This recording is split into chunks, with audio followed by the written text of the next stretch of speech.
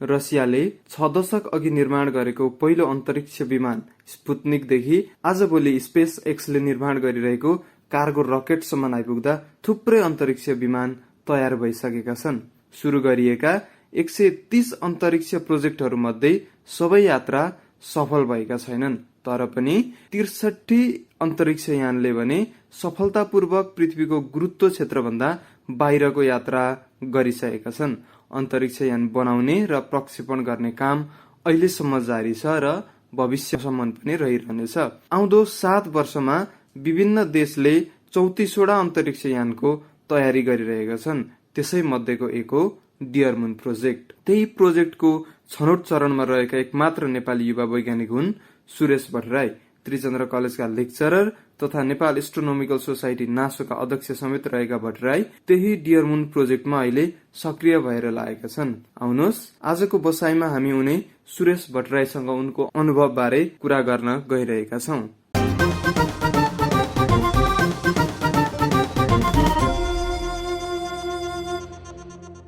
सुरेशजी, तपाईलाई कार्यक्रममा स्वागत छ। धन्यवाद।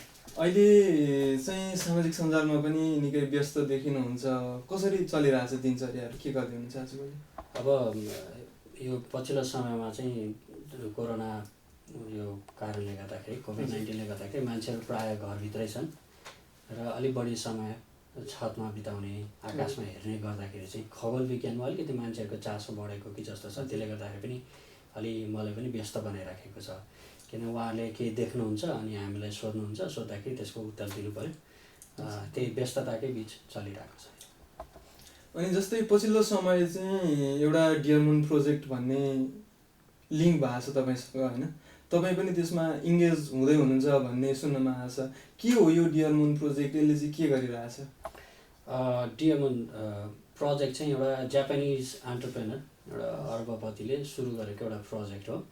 त्यो चाहिँ उहाँको इच्छा चाहिँ चन्द्रमाले चाहिँ जहिले पनि अब कल्चरली पनि अब यो अलिकति नजिक भइराख्दाखेरि चन्द्रमा जाउँ, एउटा चाहिँ समाजमा चाहिँ शान्तिको सन्देश दिने केही गर्न सक्छु कि म अरबपति त भएँ, तर मैले कमाएको पैसाले मैले कसरी सोसाइटीमा कन्ट्रिब्युट गर्न सक्छु त भन्ने उहाँको इन्टरभ्यूहरू हेर्दाखेरि त्यो चाहिँ उहाँले चाहिँ अब योबाट चाहिँ बेस्ट मेसेज हुन सक्छ होला भनेर उहाँले स्पेस एक्सले बनाउँदै गरेको स्टारसिप रकेट जुन छ त्यसले चाहिँ अब चाहिँ चन्द्रमाको भ्रमण गर्ने भन्ने कुरा थाहा पाएपछि उहाँले गएर पहिलो चाहिँ टिकट चाहिँ मलाई दिनु पर्यो भनेर उहाँले किनेको बुझिन्छ, होइन? तर उहाँले एकजना आफ्नो लागि मात्रै टिकट नकिनेर सम्पूर्ण यानको टिकट चाहिँ रिजर्भ नै गरेर सम्पूर्ण यान नै उहाँले चाहिँ त्यो फर्स्ट फ्लाइट नै खरिद गरेर विश्वभरिबाट मान्छेहरूलाई लिएर जाने, सुरुमा उहाँले कलाकारहरूलाई लिएर जान्छु भन्नुभएको थियो र पछिल्लो गत महिना मार्चमा चाहिँ उहाँले अब सबैजना आर्टिस्ट हुन्, कलाकार हुन्, त्योहरू सबैजनाले अप्लाई गर्न सक्छ भनेर ग्लोबल कल गर्नुभएको थियो। अनि त्यो मार्फत मैले पनि एकजना साथी, भारतका एकजना साथीबाट थाहा पाएर अप्लाई गरेँ। अनि गर्दाखेरि अहिले चाहिँ म तेस्रो चरणको असाइनमेन्ट उहाँहरूले दिनुभएको बुझाएर बसिरहेको छु। अनि पहिलो चरण, दोस्रो चरणको छनौट चाहिँ कसरी सम्पन्न भयो? के थियो त्यसमा इन्ट्रेस्टिङ? हजुर, पहिलो चरणमा चाहिँ उहाँहरूले चाहिँ प्रश्न सोध्नु भएको थियो, होइन? त्यसमा चाहिँ प्रश्न कस्ता खालका थिए भने अब तपाईँको चाहिँ 3वटा त्यस्ता फोटोहरू जुन तपाईँको प्यासनलाई चाहिँ रिप्रेजेन्ट गर्छ राख्नुहोस्, त्यस तपाईँको सोसियल मिडिया डिटेल्सहरू दिनुहोस्, कतिजना फलोवर छन्, होइन, कुन देशबाट हो, यस्ता किसिमका प्रश्नहरू सोधिएका थिए। र त्यहाँ केही अग्रिमेन्टहरू पनि, टर्म्स एन्ड कन्डिसन पनि टिक गर्न लगाइएको थियो, जसले गर्दा चाहिँ सुरक्षित, अब जस्तो यो एडभेन्चर हो, एडभेन्चरमा के हुन्छ भने जहिले पनि रिस्क फ्याक्टर हाई हुन्छ, होइन? अब त्यो एउटा बन्जी होस् या राफ्टिङ होस्, होइन, यो त अब स्पेस ट्राभलको कुरा छ। भोलि केही भइहाल्यो भने तपाईँको जिम्मा चाहिँ तपाईँ नै हुनुहुन्छ भन्ने टिक एउटा साइन गराइसकेको छ, टिक लगाएर, होइन? अनि अर्को चाहिँ एउटा के थियो भने तपाईँ के अरूको काम पनि आफ्नै जसरी सोचेर गर्न सक्नुहुन्छ भनेर सक्छु भन्नेमा टिक लगाउनु पर्ने थियो क्या फर्स्ट राउन्डमा चाहिँ त्यो चाहिँ। अनि सेकेन्ड राउन्डमा चाहिँ फेरि के आयो भने ल तपाईँले चाहिँ 2वटा प्रश्नको उत्तर दिनुहोस् भनेर आयो। किन यो प्रोजेक्ट इम्पोर्टेन्ट छ, तपाईँले गरिरहेको कामले यदि सेलेक्ट हुनु भने कसरी फाइदा हुन्छ, यसले कसरी हेल्प गर्छ त तपाईँले गरिरहेको काम भन्ने थियो, होइन? त्यस्तै खालको 2वटा प्रश्नका उत्तरहरू 300 शब्द नबढाइ लेख्नुपर्ने थियो, त्यो लेखेर पठाएँ। अनि त्यसपछि मार्चको लास्ट विकतिर you are selected with flying colours भनेर तेस्रो राउन्डको लागि भनेर आयो। हजुर, अनि त्यसपछि एउटा पहिला जे इमेल हाल्नु भएको थियो दर्ता गर्दाखेरि पहिलो चरणमा त्यही इमेल राख्नुहोस्, 1 मिनटभन्दा सानो भिडियो एउटा सुट गर्नुहोस्, युट्युबमा राख्नुहोस्, त्यसको लिङ्क यहाँ दिनुहोस् भने त्यति थियो तेस्रो चरणको। अनि त्यो बुझाइदिएपछि अब चौथो चरण चाहिँ उहाँहरूले चाहिँ अब मेको मिडल अफ मेतिर खबर गर्छौँ, वी केयरफुली सेलेक्ट भनेर मेसेज पठाउनु भएको छ। त्यही अब रिजल्टको प्रतीक्षामा छु भनौँ न अहिले। जस्तै चन्द्र धरातलमा जाने सबैको एउटा ड्रिम हुन्छ होइन, सपना हुन्छ, अब धेरैको पुरा हुँदैन, एकदमै कम्ती मान्छेको मात्रै पुरा हुन्छ। तपाईँ चाहिँ यसमा छनौटमा पर्नु भएको छ, पर्सनल्ली कतिको उत्साहित हुनुहुन्छ? एकदमै यो मैले जुन काम गरिरहेको छु, जुन मेरो प्यासन हो, त्यो प्यासनको लागि चाहिँ मैले अब जब बुझ्दै गएपछि अन्तरिक्ष यात्री बन्ने त प्रायः धेरैलाई अब इच्छा हुन्छ होला, मलाई पनि त्यस्तै थियो। तर जब बुझ्दै गएँ अब म अन्तरिक्ष यात्री बन्न सक्दिनँ भनेदेखि भविष्यमा बन्न सक्ने मान्छेहरू तयार गरौँ कि भन्ने किसिमले मेरो गतिविधिहरू मैले बढाउँदै लगेँ। तर यो कस्तो बेलामा ठ्याक्कै यो प्रोग्राम आइपुग्यो भने हो होइन, मेरो चान्स त अझै छ है, होइन अवसर त हुनसक्छ, मेरो ड्रिम पुरा हुनसक्छ भन्ने जसरी यो बिचमा आइदियो कि अब म नबने पनि अब बन्न सक्नेहरूलाई म चाहिँ गाइड गरौँ, त्यो किसिमले चाहिँ अब बालबालिकाहरूसँग काम गरौँ, विज्ञानमा रुचि जगाउँ भनेर कार्यक्रमहरू बनाउँदै जाँदाखेरि यो बिचमा आएको एउटा अवसर हो जसले फेरि पनि मेरो सपनालाई चाहिँ साकार पार्ने, यदि छनौट भएको खण्डमा र एउटा समग्र राष्ट्रको नाम राख्ने, होइन विश्व मानचित्रमा चाहिँ नेपाललाई एउटा छुट्टै ढङ्गले पहिचान गराउने एउटा अवसरको रूपमा पाएको छु मैले। एकदमै एक्साइटेड छु। अलिकति अगाडि जोड्नु भएको थियो यो चाहिँ रिस्क फ्याक्टर धेरै हो भनेर होइन। अब स्टडी गर्दा पनि 15 जना स्पेस एस्ट्रोनटहरू चाहिँ जीवित घर फर्केको हुनुहुन्न होइन, अनि त्यसमा पनि प्लस ट्रेनिङकै दौरान पनि कतिजनाले ज्यान गुमाउनु भएको छ। अब यो सन्दर्भमा लिएर चाहिँ तपाईँले यो रिस्कमा कसरी हात हाल्नुभयो, अनि त्यहाँबाट तपाईँको आफन्त फ्यामिलीबाट चाहिँ कस्तो रेस्पोन्स पाइरहनु भएको छ? अब मेनली धेरै साथीहरू चिन्तित पनि हुनुहुन्छ होइन, विशेष गरी देशभित्रका केही साथीहरू, बाहिरका साथीहरू जुन किन यस्तो गर्न लागेको, राम्रै काम गरिरहेको छौ, रिस्क धेरै छ, जे पनि हुनसक्छ, हामी मिलेर धेरै काम गर्न सक्छ, तिमीलाई किन चन्द्रमामा जानु पऱ्यो भन्ने पनि हुनुहुन्छ साथीहरू होइन। तर त्यही प्रसङ्गमा चाहिँ अब फ्यामिलीबाट सपोर्ट पनि छ, किन मान्छेले अब एक दिन मर्नु त पर्छ नै होइन, अब हिस्ट्री हुने कि हिस्ट्री बनाएर जाने भन्ने कुरा हो। प्रयत्न अनि एउटा जीवनको मूल्य कि यो चाहिँ अमूल्य हो नि त, एउटा चाहिँ जीवन अमूल्य छ भन्ने कुरा बताउने यदि केही भइहाल्यो भने पनि एउटा पाटो हुन्छ। अब स्पेस एक्सको जुन रकेट बन्दैछ त्यो $5 बिलियन बन्छ भने कि हाम्रो जीवनको मूल्य त्यो 5 बिलियन इन्फाइनाइट हो नि त ह्युमन लाइफको होइन। र एउटा चाहिँ मान्छेको उत्सुकतालाई, क्युरियोसिटीलाई एउटा अझै फर्दर लाने कुरामा र तमाम नेपालमा भएका जति पनि युवाहरू छन् जो सपना देख्न चाहन्छन्, उहाँहरूको सपना चाहिँ देख्यो भने साकार हुनसक्छ है भन्ने मेसेज दिनको लागि पनि आई थिङ्क त्यति त मेरो जीवनको मूल्य चाहिँ हुन्छ जस्तो लाग्छ, केही भइहाल्यो भने भनेर मैले चाहिँ आँटेँ। त्योभन्दा पनि ठुलो सपना हो, जस्तै अब नियरली 4 लाख किलोमिटर होइन ट्राभल गर्नुपर्ने डिस्टेन्स। अब त्यति लामो distance is not a joke, त्योभन्दा धेरै लाइफभन्दा माथि सपना भएको अवस्था हो। एकदमै अब म त मङ्गल ग्रहमै जाने सपना देखेको मान्छे हो होइन।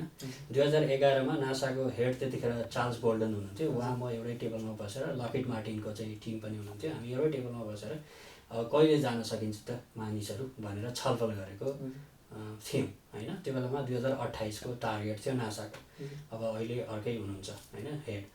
28 मा होला नहोला थाहा छैन, तर अहिलेको स्पिड हेर्दाखेरि यो अहिले चन्द्रमा यात्रा गर्ने जुन स्टारसिप छ मोरलेस यो चाहिँ खासमा चन्द्रमा मात्र नभएर हेभी कार्गोहरू यसले चाहिँ 100 जना जति मान्छे बोक्न सक्छ, त्यसले चाहिँ 100 टनभन्दा बढी सामान बोक्न सक्छ जस्तो छ होइन। त्यो डिजाइन हेर्दा 100 टन नै बनाएको छ क्यारे, त्यति सामान बोकेर यो चाहिँ कार्गो सिप पनि हो र मङ्गल ग्रहमा मान्छे ओसार्नको लागि प्राइमेरी उद्देश्य चाहिँ बनाएको सिप हो क्या। त्यसको टेस्टिङमा चाहिँ फर्स्ट फ्लाइट सिभिलियन गर्न लागेको हो होइन। त्यो हिसाबले चाहिँ अब यसमा चन्द्रमा यात्रामा भाग लिएँ भने मङ्गल यात्रा पनि भाग लिन पाइन्छ कि भन्ने अर्को एउटा सपना हो। तर जान त मन त्यही हो, के छ जहिले देखिरह मानव बस्ती छ, बसाल्ने योजना छ, उद्देश्य त त्यही हो। तर पहिला चन्द्रमासम्म पायो भने जाउँ होइन, त्यो पनि अब पाएन भने पनि ठिकै छ, किन पाउने र नपाउने भन्दा पनि आफूलाई लागेको कुरा त एक्सप्रेस त गरौँ भनेर त्यही प्रयत्नमा छु। जस्तै कार्गो भन्नुभयो, अहिलेसम्मको इतिहास हेर्दाखेरि चाहिँ 2 जना मान्छे गएको स्पेससिप चाहिँ ल्यान्ड भएर मान्छे पनि अवतरण गर्न पाएको छ होइन। अब एकैजना 9 जना भन्दाखेरि चाहिँ अलिकति यो धेरै महत्त्वकांक्षी भयो जस्तो लाग्छ। भनेको कहाँ 2 जना होइन, चन्द्रमामा अहिलेसम्म त तपाईँको 12 जना मान्छे 12 जना ल्यान्ड भइसक्नु भयो, तर 6 वटा स्पेस क्राफ्टमा हो नि त, एउटै स्पेस क्राफ्टमा होइन। तर यो चाहिँ हाम्रो प्रोजेक्ट जुन छ त्यो चाहिँ फेरि एउटै स्पेस क्राफ्ट, तर हामी ल्यान्ड गर्ने होइन नि त, यो सर्क्युम लुनार मात्र हो ओके, होइन। यो प्रोजेक्ट चाहिँ तपाईँको चन्द्रमालाई परिक्रमा गरेर आउने मात्र हो, ल्यान्ड गर्ने यसमा चाहिँ यसको पाटो चाहिँ छैन। तर अब 2023 को प्लान हुँदै गर्दाखेरि यही बिचमा नासाले चाहिँ चन्द्रमामा जुन उसको आर्टेमिस मिसन छ, आर्टेमिस मिसनको एस्ट्रोनटहरू चन्द्रमामा उतार्नको लागि जुन ह्युमन ल्यान्डिङ सिस्टम छ त्यसको जिम्मा चाहिँ स्पेस एक्सलाई दिएको भएर 24मा उनीहरूले त्यो गर्नै पर्ने हुनाले अब 23मा त अब उनीहरूले उडाउँछन् भन्ने कुरामा चाहिँ म अझै विश्वस्त भएको। जस्तै तपाईँ विश्वस्त हुँदै गर्दाखेरि जस्तै अहिलेसम्म पछिल्लो 1900को अवधि 20औं शताब्दीदेखि 130 प्रोजेक्टमा त्यसको नियरली हाफ मात्रै सक्सेसफुल भएको छ, त्यसको हाफ पनि कम्प्लिटली सक्सेसफुल भएको छैन। यस्तो अवस्थामा चाहिँ हामी कतिको विश्वस्त छौँ त यो प्रोजेक्ट चाहिँ लन्च हुन्छ भन्ने कुरामा? जस्तो तपाईँको एडभेन्चरमा मैले अघि पनि भने रिस्क फ्याक्टर त हुन्छ नै, त्यो पनि स्पेसमा जाने भनेको कुरा चाहिँ गाडी चढेर यसो पार्कमा घुम्न जाउँ भने जस्तो कुरा होइन होइन। अब मिसन फेल हुने सक्सेस हुने कुरा धेरै कुराहरू हुन्छ, त्यति नै चान्सेस हुन्छ। किनभने अब यो अहिले जुन प्रोजेक्ट छ डियर मुन प्रोजेक्टबाट जाने जुन कुरा छ यो चाहिँ फ्रन्टियर्स प्रोजेक्ट हो भनेको यो फर्स्ट टाइम हुँदैछ, अनि त्यो सिस्टम जुन बन्दैछ त्यो फर्स्ट टाइम हुँदैछ। सो त्यसमा के गल्ती हुनसक्छ भन्ने कसैले पनि भन्न सक्दैन। केही भइहाल्यो भने त्यसको दोस्रो चरणमा सुधारका अवसरहरू होला। तर स्पेस एक्स टिमले चाहिँ त्यसमा गल्ती सकेसम्म मिनिमाइज गर्ने काम गरिरहेको छ होइन। अब अहिले स्टारसिपकै अस्ति मात्र स्ट्याटिक फायर टेस्टिङ भयो, त्यो सक्सेसफुल भएको छ। प्रब्ली यो महिनाभित्र अथवा छिटै नै उसले त्यो रकेट एक्चुअली सब अर्बिटल फ्लाइट टेस्ट पनि गर्छ होला स्टारसिपको। त्यो हुँदाखेरि यो प्रोग्रेसिभ नै देखिन्छ। त्यो जानुभन्दा पहिला नै उनीहरूले सम्भावित त्यहाँ हुन सक्ने समस्याहरू टेक्निकल समस्याहरू अब त्यो सबै ठिक हुँदाखेरि पनि जाँदा जाँदै बाटोमा हुन पनि सक्छ होइन। 3 दिन जाने 3 दिन आउन 6 दिनको दौरान हो, अनि एक्सपोजरका कुराहरू छन्, त्यो हुनसक्छ। तर हामीले अब भनौँ न केही कुरा गर्नको लागि रिस्क चाहिँ यदि नलिने हो भने चाहिँ स्ट्याटिक भएर चाहिँ हुँदैन। मतलब केही अचिभ फ्रन्टियर्समा काम गर्दाखेरि रिस्क फ्याक्टर चाहिँ हुन्छ। जस्तै हामीले अलिकति महत्त्वकाङ्क्षी कुरा गऱ्यौँ होइन, अब अलिकति बेसमा छौँ। अब अहिलेको महत्त्वकाङ्क्षामा चाहिँ अनगोइङ 34वटा प्रोजेक्ट छन् होइन स्पेस क्राफ्टको लागि, आउँदो 7 वर्षमा मात्रै हो यो पनि। अनि अहिलेको वर्ल्ड हेर्ने हो भने महामारी छ हाम्रो विश्वमा होइन। यो महामारीलाई चाहिँ कन्ट्रोल गर्न सकिरहेको छैनौँ हामी, यो एउटा भएको विश्वलाई त बचाउन सकिरहेको छैनौँ। अनि फेरि अर्को विश्व खोजेर चाहिँ जानलाई सिफ्ट हुनलाई बसाउनको लागि चाहिँ यसरी लगानी गर्नु यो अहिलेको रियालिटीमा कतिको जायज छ, आवश्यक कतिको छ? यो आई थिङ्क हामीले त्यसरी हेर्दाखेरि चाहिँ अलिक त्यति जस्टिस हुँदैन कि दुईवटा कुरामा जस्तो लाग्छ। अब महामारीकै कुरा गर्ने भने तपाईँ कुनै ठाउँमा बस्नु भएको छ, त्यहाँ महामारी भयो भने पक्कै पनि अर्को सुरक्षित ठाउँ खोज्न जानुहुन्छ होला होइन। त्यो ह्युमन एक्सटिङ्क्ट हो नि त। त्यसरी नै हामी इभल्भ गरेर त्यसरी नै सबै विश्वभरि मान्छेहरू फैलाउँ। यदि थ्योरीलाई मान्यो भने कुनै एउटा ठाउँबाट भयो उनीहरू सुरक्षित अवतरण या वासस्थानको खोजीमा विश्वभरि छरिए होइन। यो त्यस्तै एउटा रेगुलर नेचुरल प्रोसेसको रूपमा पनि लिन सकिन्छ। किनभने यो महामारी त अहिले मात्र भएन नि, यस्ता भएका थिए र भोलि गएर अब अहिले नि ग्लोबल वार्मिङको कुरा छ, अरू कुराहरू छ होइन। यता प्रोटेक्ट गर्ने कि अब त्यता जाने भन्ने कुरा एउटा डिबेट हो होइन। तर के छ भने त्यहाँ जाँदाखेरि या त्यहाँ हामीले गएर बस्ती बसाल्दा या जाँदा या अन्तरिक्ष यात्रा गर्दाखेरि जुन किसिमका बाइ प्रडक्टहरू आउँछन् अन्डरस्ट्यान्डिङमा, ह्युमन अन्डरस्ट्यान्डिङमा, त्यसले अल्टिमेटली पृथ्वीलाई कसरी प्रोटेक्ट गर्ने भन्ने कुरामै चाहिँ फाइदा पुग्छ जस्तो लाग्छ है मेरो आफ्नो विचारमा। ओके, जस्तै अब अन्तरिक्ष विज्ञानमा, रिसर्चमा, टिचिङमा अनि स्टडिजमा लाग्नुभएको तपाईँ मलाई लाग्छ 2007देखि होइन। त्योभन्दा अगाडि कसरी इन्भल्भ हुनुहुन्थ्यो? त्यस पछाडि चाहिँ तपाईँ एउटा संस्था पनि छ नेपाल एस्ट्रोनोमिकल सोसाइटी, जहाँसम्म मलाई लाग्छ। त्यसबाट चाहिँ अहिले यो 1 दशकभन्दा लामो यात्रासम्म चाहिँ आइपुग्दा चन्द्रमामा जाने प्रेरणा कसरी आयो, त्यसमा लाग्ने प्रेरणा कसरी आयो? मान्छेले एउटा काम त गर्नै पर्छ, तर एकदम यही गर्छु भनेर तपाईँले सोच्नु कसरी भयो? तपाईँको आफ्नो यात्रा अलिकति बताइदिनु। हस्, धन्यवाद। यो चाहिँ लागेपछिको आएको प्रेरणा होइन, त्यो कुरा म प्रश्न गर्ने। प्रेरणा या मोटिभेसन एउटा आफ्नो चाहिँ ड्रिम भनेको पहिल्यैदेखि हो। यो जस्ट मेरो भेहिकल्सहरू मात्र हो। भनौँ न यो एउटा यात्रा गर्ने क्रममा अलिकति यात्रा छोटो हुने अथवा एउटा चाहिँ सामूहिक भावना भएका मान्छेहरू एकीकृत गर्नको लागि बनेका संरचनाहरू हुन् होइन। मलाई बच्चादेखि एस्ट्रोनट बन्न मन हो, एउटा साइन्टिस्ट बन्छु, केही गर्छु, ह्युम्यानिटीमा केही कन्ट्रिब्युट गरौँ ताकि म मरेर गएपछि मान्छेले सम्झुन् राम्रो तरिकाले, नराम्रो तरिकाले पनि सम्झिन सक्छन् भन्ने कुरा थियो। त्यसपछि म मेरो आमासँग मन्दिर बिहान बिहान जानुहुन्थ्यो, सँगै जाँदाखेरि उल्काहरू झरेको देख्थेँ बिहानी पख उठ्दाखेरि। अनि त्यसले गर्दाखेरि चाहिँ म एस्ट्रोनमीमा केही गरौँ भन्ने मलाई लाग्थ्यो होइन। अनि त्यो लागिसकेपछि अब बिएससी पढ्यो त्रिचन्द्र कलेज आइएससी अब अस्कलमा पढेँ। बिएससी पढ्दै गर्दाखेरि त्यो पढाउने ढाँचामा त्यति सन्तुष्टि नमिलिसकेपछि हाम्रो साथीहरूको समूहले चाहिँ बनाएको। सो त्यो लागेर मोटिभेसन भएन कि मोटिभेसन भएको मान्छेहरू जम्मा भएर चाहिँ नेपाल एस्ट्रोनोमिकल सोसाइटी बनेको हो। त्यो बेलाको अहिले अब अर्कै टिम छ होइन, दोस्रो तेस्रो पुस्तामा आइसकेको छ। तर जो मान्छे हामी लागेका छौँ उहाँहरूको मोटिभेसन डिके भएको छैन। खालि नै हाम्रो एउटा चाहिँ सामूहिक भावनामा के हुन्छ नि, तपाईँको मान्छेको आवश्यकता, पारिवारिक संरचना, त्यसपछि तपाईँको इच्छा आकाङ्क्षाहरूले गर्दाखेरि चाहिँ कसले कति समय दिने के दिने भन्ने कुरा फरक होला होइन। त्यो अब कहिले टिममा हुन्छ कहिले हुँदैन, तर जहाँ भए तापनि सबै साथीहरू यही प्यासनमै कन्टिन्यू गर्नुभएको पाएको छु। त्यो हिसाबले चाहिँ म पहिल्यैदेखि थिएँ। र आउँदाखेरि चाहिँ मलाई एउटा किसिमको सहज चाहिँ के भएको छ भने एटलिस्ट मलाई लागेको भावना एउटा व्यक्त गर्ने एउटा प्लेटफर्म छ, त्यो मार्फत पनि मैले व्यक्त गर्न सक्छु। र त्यस्ता मेरो जस्तै भावना हुने यो विषयमा भावना हुने मान्छेहरूले व्यक्त गर्ने पनि ठाउँ छ। मेरो मात्र होइन, दोहोरो हो क्या होइन। हिजोको दिनमा कहाँ जाने होला भनेर हामीले 2007मा बिएससी सकाइसकेपछि सुरु गर्दाखेरि हामीले चाहिँ होइन यस्तो एउटा चाहिँ फोरम बनाउनु पऱ्यो जहाँ चाहिँ मान्छेहरू यस्तो इच्छा भएका खगोलमा अन्तरिक्ष विज्ञानमा भएको मान्छेहरू जम्मा हुने ठाउँ बनाउनु पऱ्यो भन्यो भने त्यो कुरा चाहिँ आजको दिनमा चाहिँ छ। कसैले हामीले पनि व्यक्त गर्न सक्छौँ, यो सामूहिक हो होइन। जसलाई इच्छा छ नेपालीको मात्र नभएर नि सम्पूर्ण विश्वभरिका मान्छेहरू आउँछन्, आइडियाहरू सेयर गर्नुहुन्छ, उहाँहरूले काम गर्नुहुन्छ। जस्तो अहिले एस्ट्रोइड सर्च मैले सिकाइरहेको छु, गराइरहेको छु, त्यसमा युएईबाट हुनुहुन्छ, इन्डियाबाट हुनुहुन्छ, बङ्गलादेश, भुटान होइन, उहाँहरूले सिकिरहनु भएको छ, गरिरहनु भएको छ। पाकिस्तानबाट गराएको थिएँ, सो अफ्रिकाबाट गर्नु पऱ्यो भनेर आइरहनु भएको छ। सो यो चाहिँ लाइकमा नेपाली मात्र नभएर यो विषयमा इच्छा भने सम्पूर्ण चाहिँ एउटा हुन्छ नि विश्वभरिका मान्छेहरूको चाहिँ एउटा प्लेटफर्मको रूपमा चाहिँ बिस्तारै हामीले नेपाल एस्ट्रोनोमिकल सोसाइटीलाई। जस्तै बुदागत रूपमा यसले काम चाहिँ कस्तो खालको गरिरहेको छ नासोले? बुदागत रूपमा भन्नुपर्दा नासोले पहिलो काम एकदम प्रायोरिटीमा राखेको काम भनेको चाहिँ विज्ञानका कुराहरूलाई सरल भाषामा इच्छुक व्यक्तिहरूसँग पुर्याउने अथवा व्यक्तिहरूसँग पुर्याउने, आउटरिच भन्छौँ क्या हामीले। So rich go out and rich people भने जस्तो आउटरिचलाई टुक्राउने होइन, आउटर रिच देखिन्छ नि, बाहिर जाने जनसम्पर्कका कामहरू, सूचना प्रवाहका कुराहरू त्यो प्रेस रिलिजको माध्यमबाट हुन्छ या वेबिनार गरेर हुन्छ या इन्टरेक्सन होइन, फिजिकल इभेन्ट गरेर हुन्छ, स्टार गेजिङ सेसन गरेर हुन्छ। त्यो चाहिँ हामीले गरिरहेछौँ। हाम्रो प्राइमरी काम चाहिँ त्यही नै हो, मेजर फोकस। किनभने पहिला अवेरनेस हुनु पऱ्यो होइन। मान्छेहरूले जज गर्नको लागि, आफ्नो इच्छालाई चिन्नको लागि त पहिला इच्छा के हो भन्ने कुरा चाहिँ विभिन्न कुराहरूको बारेमा जानकारी भए पो मलाई यसमा इच्छा छ यसमा चाहिँ छैन भनेर थाहा पाउँछ। जानकारी नै छैन भने त केही भन्न सक्दैन नि। सो नासाको पहिलो अब्जेक्टिभ चाहिँ मान्छेहरूलाई विभिन्न अवसरहरू हुन्छन् है भनेर जानकारी दिने। अनि त्यसपछि दोस्रो त्यो अवसरमा जो मान्छेलाई इच्छा छ भने नि उहाँहरूलाई त्यो अवसर चाहिँ कसरी प्राप्त गर्ने त भन्ने कुरामा केही गाइडेन्स गरिदिने।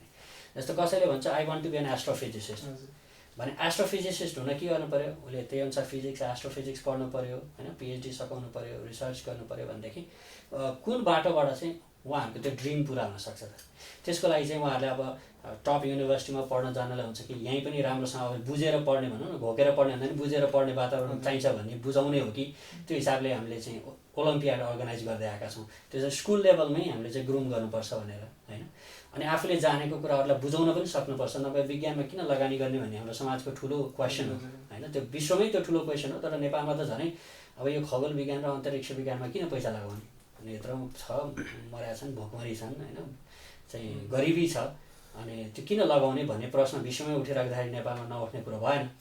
त्यो हुँदाखेरि चाहिँ त्यो कन्भिन्स गर्नको लागि पनि स्पेस साइन्समा कन्ट्रिब्युट भनेको चाहिँ अब रिपोर्ट थुप्रै रिपोर्टहरूले पनि देखाएको छ $1 लगायो भने त्यसको चाहिँ 5 times 6 times रिटर्न आउँछ भन्ने कुरामा होइन।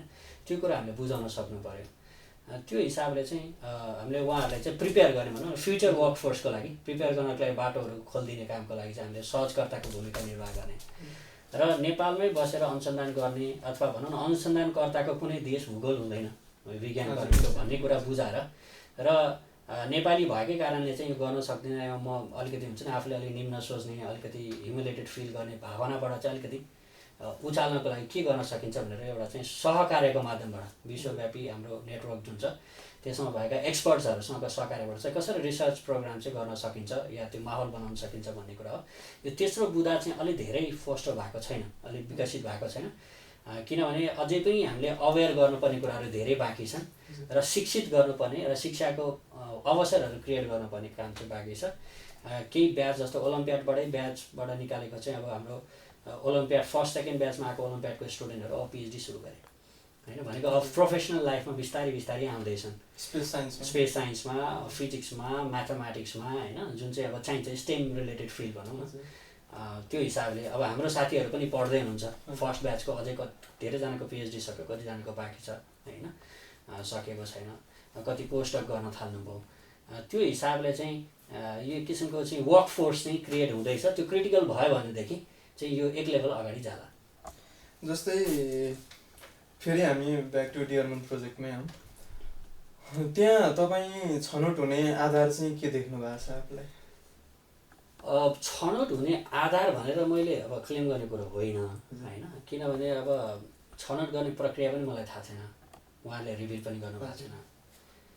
खालि मेरो आफ्नो चाहिँ विशफुल थिङ्किङ एउटा इच्छा थियो कि म पनि छनौट भएदेखि हामीले देशमा रहेर, देशभित्र र बाहिर, नेपाल मात्र नभएर यो रिजनमा, यो भनौँ न विश्वमै, त्यो अर्जेन्टिनामा हुन्छ कि ब्राजिलमा हुन्छ कि हाम्रो नलेज सेयर गरेर जुन किसिमको एउटा चाहिँ एउटा नेटवर्कमा हामी एक्टिभली काम गरिरहेछौँ, त्यो कामलाई चाहिँ एक लेभल उठाउनलाई चाहिँ विश्वव्यापी रूपमा यसलाई अपग्रेड गर्नलाई यसले चाहिँ हेल्प गर्छ भन्ने कुरा चाहिँ एउटा आफ्नो इच्छा हो होइन।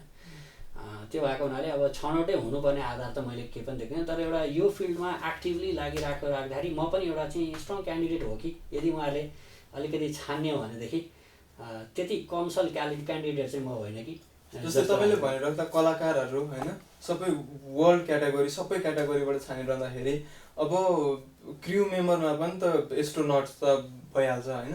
त्यो हुँदाखेरि तपाईँ पनि स्पेसमै लागेको मान्छे, एउटै विधाका मान्छेहरू दुईभन्दा धेरै हुने सम्भावना त कमी हुनसक्छ नि होइन। अब त्यो त्यहाँ हामी मिसनमा जाने मान्छे त सबै नै एस्ट्रोनटै भइहाल्यो होइन, सिभिल एस्ट्रोनट भइ नै हाल्यो स्पेसमा गइसकेपछि।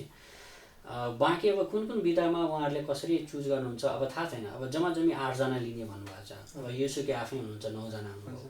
अब अरू सिपमा हुनुहुन्छ होला 10 देखि 11-12 जना हामी हुन्छौँ भन्ने कुरा चाहिँ अब बेला बेलामा आइरहेछ होइन। त्यो हिसाबले अब एउटा क्षेत्रगत हिसाबले एक एकजना छान्ने हो कि, त्यसमा पनि केटाकेटी कसरी ब्यालेन्स गर्ने हो कि होइन, त्यो चाहिँ अब स्वयं प्रोजेक्ट अनरले नै, उहाँले नै डिसाइड गर्नुहुन्छ होला। भनेको युसुके माइजावाले नै कसरी गर्ने के गर्ने उहाँको टिमले डिसाइड गर्छ होला।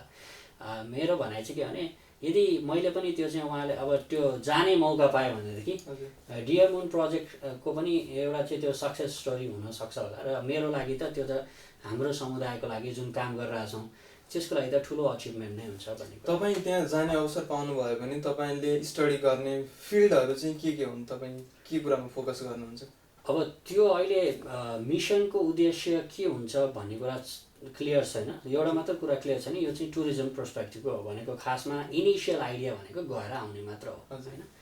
र डियर मुन प्रोजेक्टको जुन संस्थापक हुनुहुन्छ युसाको माइजावा, उहाँले चाहिँ आइसकेपछि आफ्नो फिल्डमा केही न केही गर्नुपर्छ भन्ने उहाँको चाहिँ पहिला आर्टिस्टहरू छान्दाखेरि पनि उहाँले चाहिँ आएर केही गर्नुपर्छ भन्ने कुरा थियो। सो मेरो भनाइ चाहिँ जुन मेरो जनसम्पर्कका कुराहरू छन्, जसरी म पब्लिकसँग कुरा गर्नलाई इन्जोय गर्छु, जसरी जानेको कुरा चाहिँ अरूलाई सेयर गर्नलाई आनन्द मान्छु होइन, सम्भवतः त्यो कुरामा म अझै बढी चाहिँ भिजेर लाग्न सक्छु होला। अहिले जति विश्वमा जति ठाउँमा नेपाल लगायत पेनिट्रेट भइरहेछौँ होइन, जति जहाँ मैले नलेज सेयर गर्न सकिरहेको छु, यो कुराले चाहिँ झनै तपाईँको धेरै मान्छेले थाहा पाएर मैले जानेका कुराहरू सेयर गर्न पाउँछु होला भन्ने चाहिँ हो।